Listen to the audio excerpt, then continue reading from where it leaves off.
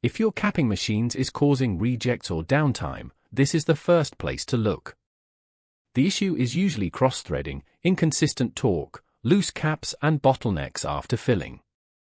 When this is ignored, the machine can look busy while the line is still losing output, product or operator time. The cost is not only the reject pack.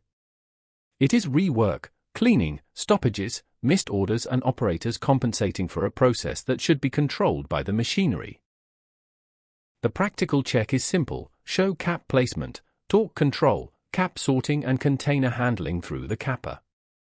Do this before you choose the final machine specification, not after the machine has been installed.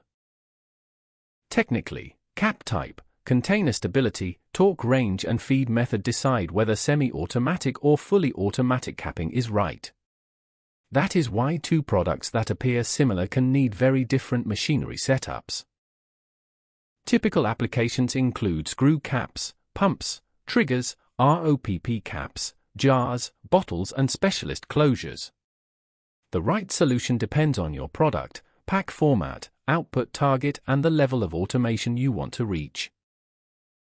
If you are comparing packaging machinery, send Lansing UK your product, container, closure, label or pack format, required output and any videos of your current process. We can help you review the right route before you spend money on the wrong machine.